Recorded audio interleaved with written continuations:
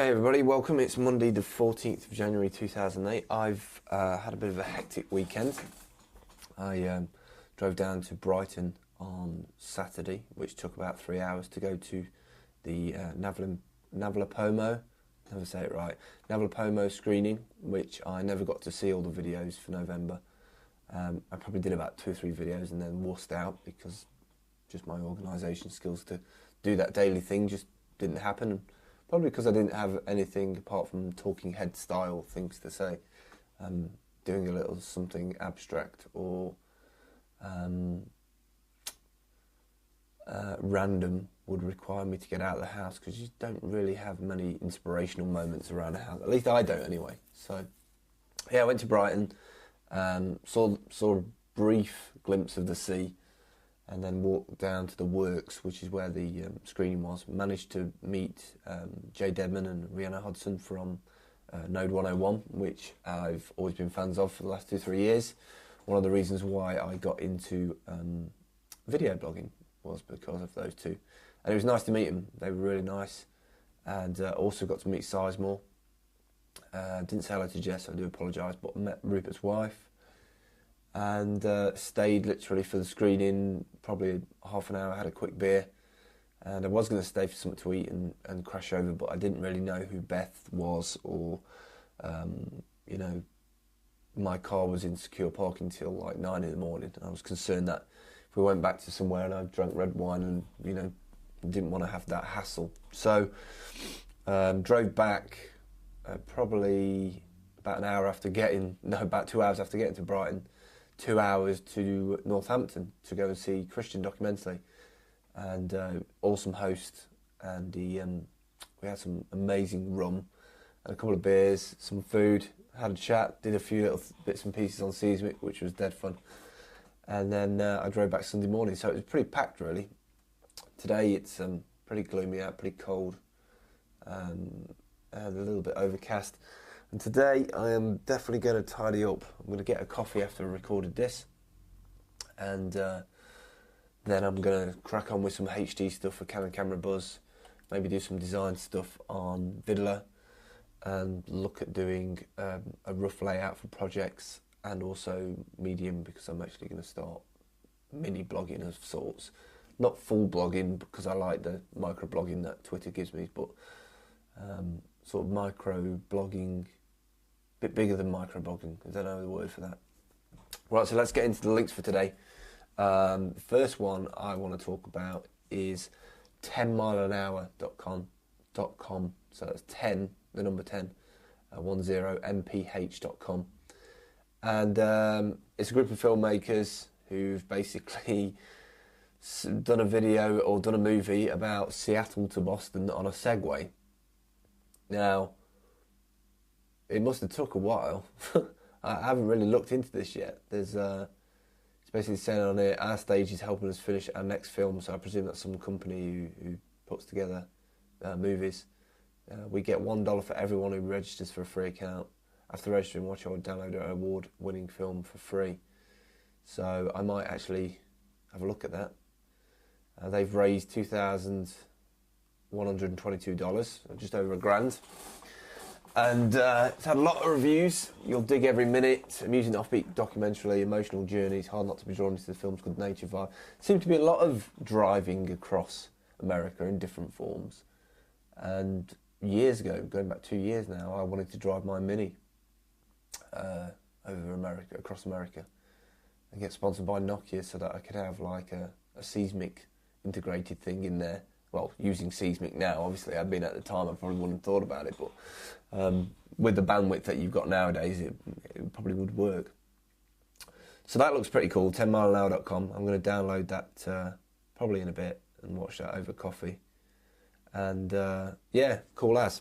So the next one is, I recommended this to Documentally the other day because he wanted to upload his photos to Flickr and he needed an application to be able to do that. So the one I suggested to him, which has been updated since, is Shozu. Shozu is at shozu.com, and basically they have Flickr integration, which I always used to use it as YouTube and also Facebook, and they their motto is fast and easy uploads, get friends' photos instantly. That's a nice touch, actually. If you connect via Wi-Fi, you can get your comments that people have left on your photos, which is nice. You can add tags and descriptions, and like I just said, read and reply to comments. I haven't tried the very, very latest version, but it says get streaming YouTube videos with the latest shows update, so you can basically stream YouTube videos down to your phone as well now.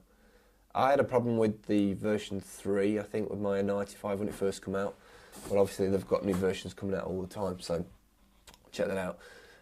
Next thing that I saw, which has got me sort of fired up to make my own, is polytweets.com, POLITWEETS.com. By the way, I'm not PURL in any of these because they're small URLs, so you don't really need to put them through PURL. This is quite cool because it has the two different parties, the Democrats and the what's the other one? I don't even know American politics that well.